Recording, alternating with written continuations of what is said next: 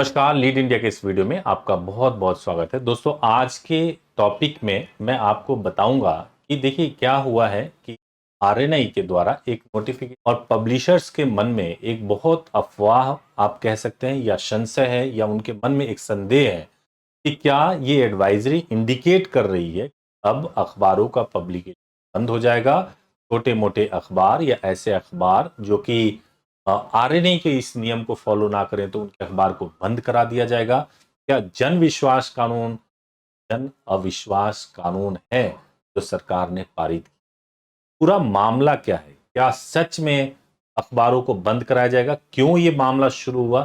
सब कुछ मैं बताऊंगा। और दोस्तों, मेरी तो ये ड्यूटी भी है, लीड इंडिया पब्लिशर्स एसोसिएशन का नेशनल प्रेसिडेंट होने के नाते, एडवोकेट होने के नाते, ये मेरी दोहरी ड्यूटी है कि मैं एक्सप्लेन करूं। और मैं ये आपसे दावा कर सकता हूं, मैं आपसे वादा कर सकता हूं कि अगर आपके साथ कोई प्रॉब्लम हो रहा है तो लीड इंडिया या मैं खुद आपके साथ पूरी तरह से आपके साथ खड़ा हूं। बिल्कुल परेशान नहीं होना है और सही तरीके से लीपा आपके लिए काम करेगी। और अगर जरूरी हुआ कि हम कोर्ट तक इस मामले को लेकर के जाएं तो भी हम इस मामले को लेकर जाएंगे। लेकिन आप लीगली आप इस बात को समझिए कि हम कहां स्टैंड कर रहे हैं। अगर एक बार समझ जाएंगे तो बहुत सारी कंफ्यूजन और बहुत सारी क्लियरिटी हमको वैसे ही मिल जाएगी, वैसे ही बहुत सारा स्ट्रेस कम हो जाएगा। तो आइए देखते हैं, ये आरएनआई की वेबसाइट आप मेरे पीछे देख रहे हैं और इसी वेबसाइट पे ये एडवाइजरी आया है।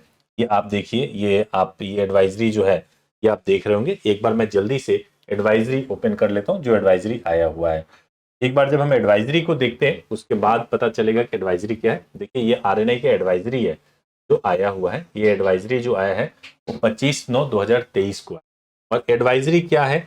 एडवाइजरी में ये कहा गया है कि 11B of the press and registration books act 1867 के तहत ये कहा गया है कि भाई आपको 48 घंटे के अंदर आप जो भी छापते हैं, जो भी पब्लिकेशन करते हैं, जिसके लिए आपने आरएनआई से सर्टिफिकेट ले रखा है, उसको आपको जमा कराना पड़ेगा। जो नियरेस्ट पीआईबी का ऑफिस हो या आरएनआई का ऑफिस हो, वहां जमा कराना।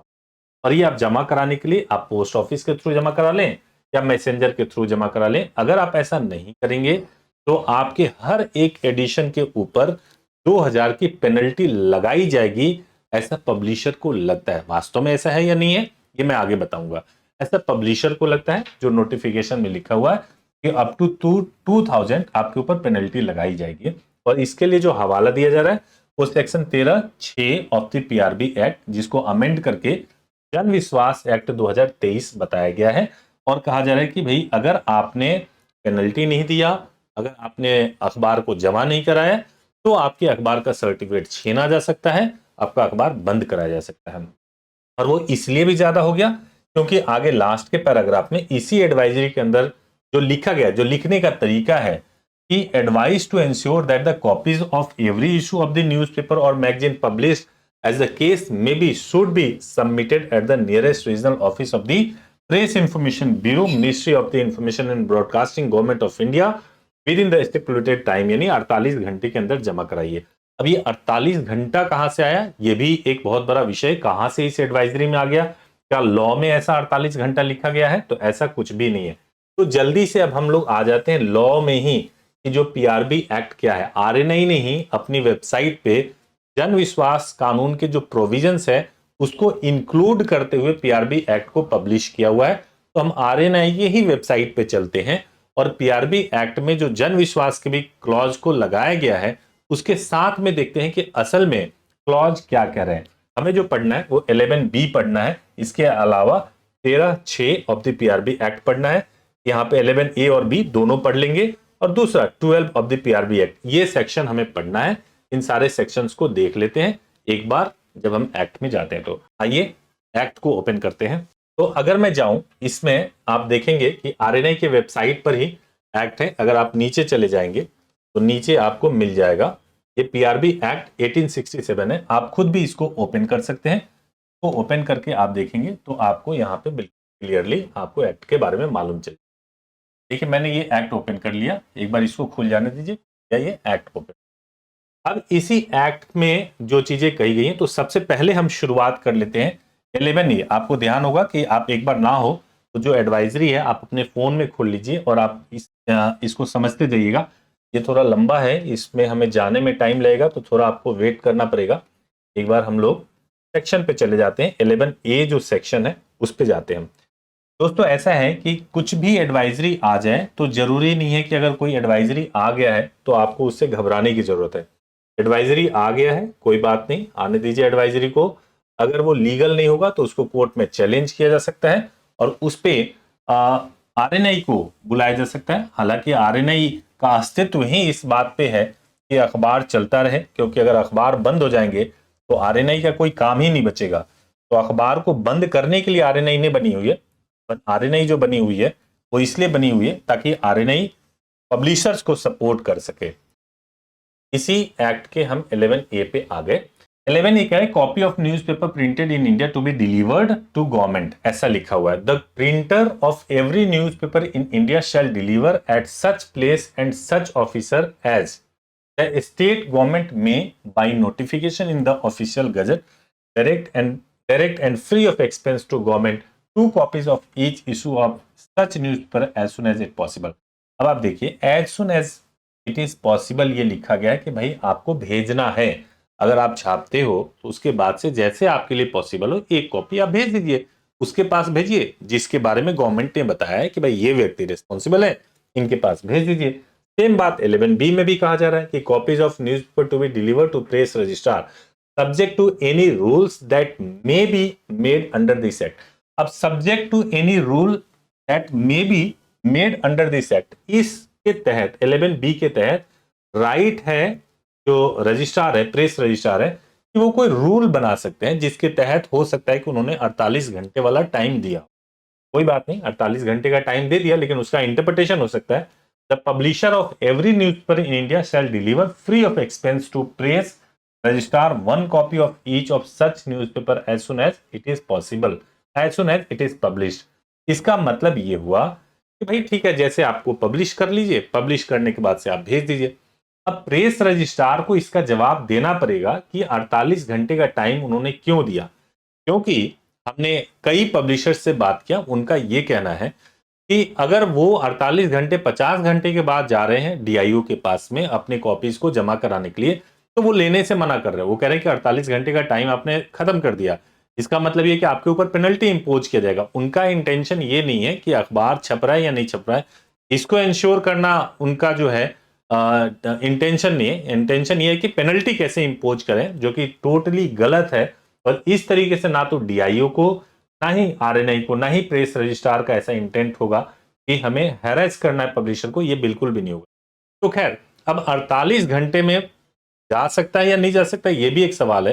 क्योंकि इंडियन पोस्ट के माध्यम से, मान लीजिए मैं एज ए पब्लिशर, आज मेरा अखबार पब्लिश हुआ, हो सकता है कल छुट्टी हो, परसों छुट्टी हो। अब परसों छुट्टी यानी 24 घंटा वैसे ही निकल गया, उसके बाद मैं पोस्ट कराने के लिए जाऊंगा, तो ये भी पॉसिबल है कि मैंने तो केवल पोस्ट के लिए बोल दिया, अब वो कब पहुंचेगा, 48 घंटे के बाद पहुंचेगा, मैंने पोस्ट करा दिया, या 72 घंटे के बाद पहुंचे, ये पब्लिशर कैसे इंश्योर कर सकता है कि वो टाइमली पहुंच जाए। तो ये एक बहुत डिबेटेबल चीज है कि 48 घंटे का समय देना चाहिए नहीं देना चाहिए। खैर, हम अगले सेक्शन पे आते हैं। सेक्शन 12 की अगर बात करें, सस्पेंशन और cancellation of certificate of registration, ये है सेक्शन जिसमें कहा गया the press registrar may by order suspend the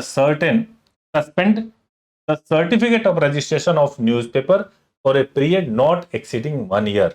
एक बात समझ लीजिए कि अगर आपको ये लग रहा है कि भाई आपका अखबार बंद हो जाएगा, सस्पेंड करा देंगे, कहां से करा देंगे? कानून तो होना चाहिए, कानून से ऊपर नहीं है आरएनआई के प्रेस रजिस्ट्रार या जो आरएनआई के रजिस्ट्रार हैं। 1 साल से ज्यादा आप किसी भी अखबार को सस्पेंड कर ही नहीं सकते, ये कानून कह रहा है। ये 12 सेक्शन जो है पीआरबी एक्ट का, जो खुद आरएनआई ने अपने ही वेबसाइट के ऊपर डाला हुआ है, उसमें कह रहा है कि period not exceeding 1 year if. अब इसके बाद से कुछ कंडीशंस लगा हुआ है। इफ क्या है? इफ में पहला है the publisher has failed to publish the newspaper continuously. अगर आपने कंटिन्यूअस नहीं छापा है तो ठीक है जी, आपका 1 साल तक हो सकता है सस्पेंड हो जाए।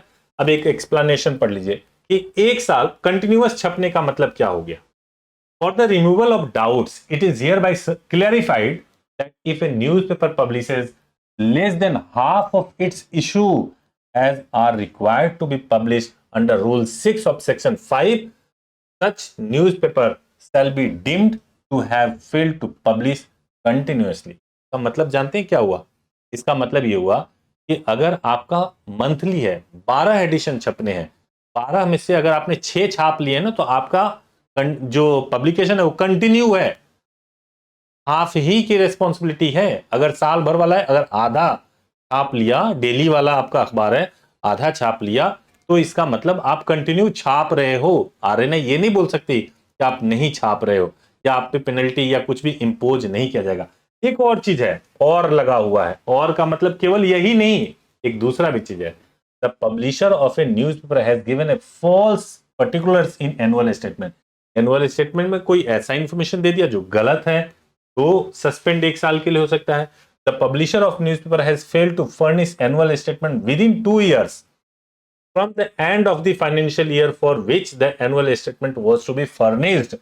मतलब 2 साल तक, कंटिन्यू 2 साल तक आपने एनुअल स्टेटमेंट नहीं जमा कराया, तब हो सकता है कि आपके ऊपर ये नियम लागू हो जाए, ये एक्ट लागू हो जाए और आपके सर्टिफिकेट को सीज कर दिया जाए। अब देखिए सबसे इंपॉर्टेंट क्या है, सबसे इंपॉर्टेंट पता है क्या है इसमें? सबसे ज्यादा इंपॉर्टेंट ये है जानना जो 13(6) के बारे में बताया गया है। 13(6) में पेनल्टी कितना लगेगा और क्या होता है पेनल्टी, ये मैंने आपको मोटा मोटा 12 एक्सप्लेन कर दिया, और 12 से आपको ये समझ में आ गया होगा कि 1 साल से ज्यादा तो अखबार को आप सस्पेंड कर ही नहीं सकते, यानी सीज नहीं कर सकते। भाई साहब, आप इस गलतफहमी से बाहर हो जाइए, आप अपने डर से बाहर निकलिए कि आपके अखबार को कोई बंद करने जा रहा है।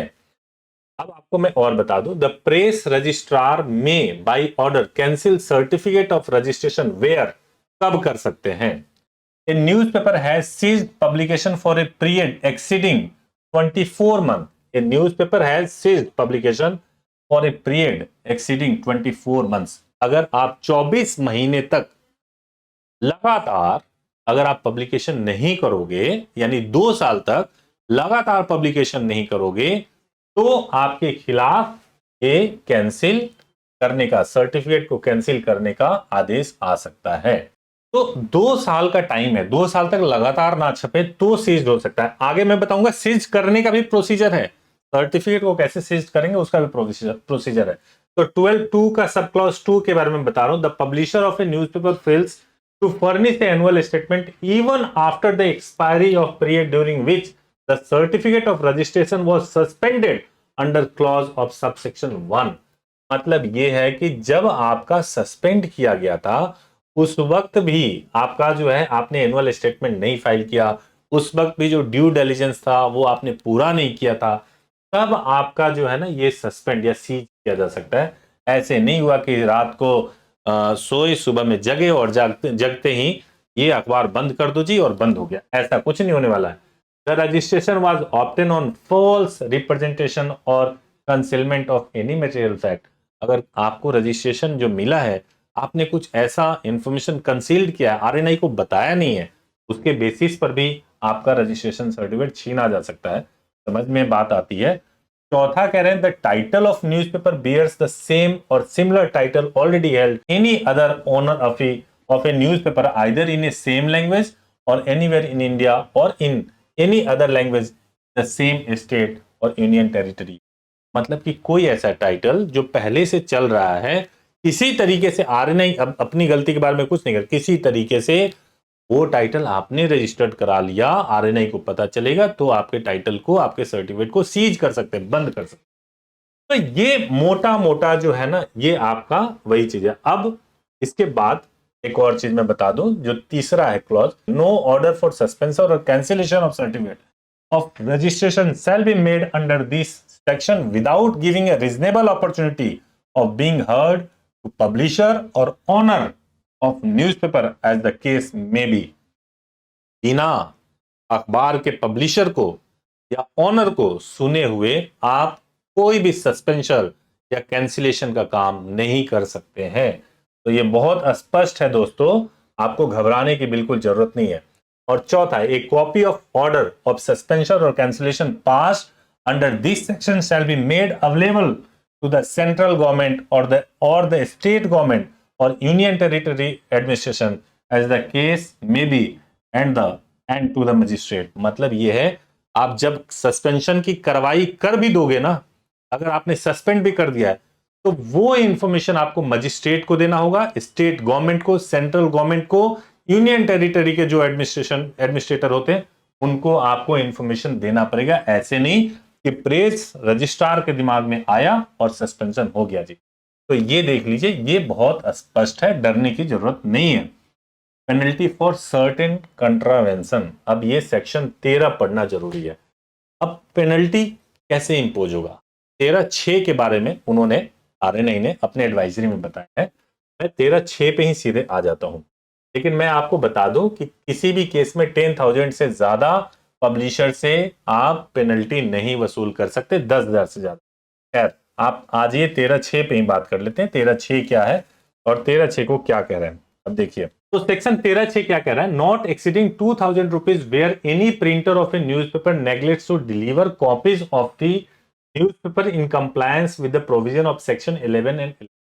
यानी 11A और B में ये था कि भाई ड्यूटी है कि पब्लिशर और प्रिंटर को एक एक कॉपी देनी है एज सुन एज पॉसिबल। अगर आप ऐसा नहीं करेंगे और कॉपीज, एक कॉपी नहीं कॉपीज अगर आप नहीं देंगे तो आपके ऊपर 2,000 का जुर्माना लगाया जा सकता है, अप टू 2,000 का जुर्माना लगाया जा सकता है। लेकिन जब ये आरएनआई 13(6) की बात कर रही है तो आरएनआई को भूलना नहीं चाहिए और 13(1) की भी बात करनी चाहिए। और 13(1) में क्या है कि not exceeding 10,000 rupees where the publisher prints or publishes any book or paper otherwise than in conformity with the provisions contained in section 3। आप अगर आप पूरे को पढ़ेंगे तो आपको यह नजर आएगा कि कभी भी आप 13,000 से ज्यादा, सॉरी 10,000 से ज्यादा आप लगा ही नहीं सकते, 10,000 से ज्यादा आप पेनल्टी लगा ही नहीं सकते। ठीक है, तो ये बिल्कुल भी डरने वाली बात नहीं है, मोटा मोटा इसमें यही प्रोविजन है और इसी के बारे में बताया गया है। हालांकि मैं ये सजेस्ट करूंगा कि अभी ये बहुत बहुत ही इनिशियल स्टेज में ये एडवाइजरी आया है, इसमें कई चीजें इंश्योर करनी है। सबसे पहले कि अगर पब्लिशर इंडियन पोस्ट के माध्यम से भेज भी रहे हैं अखबार को, तो अगर वो 48 घंटे के अंदर नहीं पहुंचेगा तो क्या होगा, नंबर 1। नंबर 2 ये है कि क्या 48 घंटे में डिस्पैच करने की रिस्पॉन्सिबिलिटी है या 48 घंटे में वो पहुंच जाना चाहिए आरएनआई पीआईबी ऑफिस, ये देखने वाली बात है। दूसरी चीज ये है कि जैसे डीएवीपी है, डीएवीपी इंश्योर करती है कि चूंकि वो एडवर्टीजमेंट दे रही है तो रेगुलरिटी का पता चलना चाहिए कि रेगुलरिटी होनी चाहिए, अखबार रेगुलर प्रिंट हो रहे हैं, ये डेफिनेटली डीएवीपी को आरएनआई को चेक करना चाहिए क्योंकि वहां पे एडवर्टाइजर्स के पैसे लगते हैं। लेकिन अगर जिन्होंने केवल अखबार रजिस्टर्ड कराया हुआ है और वो हो सकता है कि कोई एक ही बंदा हो जो अकेले अखबार को चला रहा हो, 50 या 100 कॉपी या 500 कॉपी छाप रहा हो, अगर आप उसके ऊपर इतना बड़ा मैंडेटरी बर्डन लगा देंगे तो हो सकता है उस गांव और गली का कोई खबर जो अखबार में आता था और लोगों तक स्प्रेड हो जाता था वो अखबार बंद हो जाएगा। हो सकता है 50 सालों से चल रहा हो वो अखबार बंद हो जाएगा। हो सकता है आपके ड्यू डिलिजेंस और आपकी फॉर्मेलिटी के बीच में फंस करके वो अखबार अपनी सांसें तोड़ दे। ये दूसरा सबसे बड़ा सवाल है। तीसरा सबसे बड़ा सवाल यह है कि ये कैसे इंश्योर होगा, अगर मान लीजिए आरएनआई ने किसी अखबार के खिलाफ कोई एक्शन लिया, किसी एक अखबार के खिलाफ कोई कि भाई आपकी रेगुलरिटी नहीं है, तो आरएनआई से ये सवाल कोर्ट में या कहीं भी पूछा जा सकता है कि आपने ये कैसे इंश्योर किया कि इसके अलावा बाकी जितने अखबार थे उनकी रेगुलरिटी आपके पास थी और वो लोग पूरा पब्लिकेशन प्रॉपरली कर रहे थे। ऐसे कई कानूनी सवाल है जो पूछे जा सकते हैं। लेकिन मैं ये कहूंगा दोस्तों, अगर आप पब्लिशर हैं, अगर आप अखबार चलाते हैं और परेशान हैं तो बिल्कुल परेशान मत होइए, हमारे हेल्पलाइन नंबर पे बात कीजिए, 9899 74456 पे कॉल कीजिएगा और अगर कोई भी इशू है तो इसके बारे में बात कीजिएगा। डेफिनेटली लीपा से आपको मदद मिलेगा और हम लोग कोशिश करेंगे कि आपको किसी भी तरह की ना हो। Thank you so much for watching this.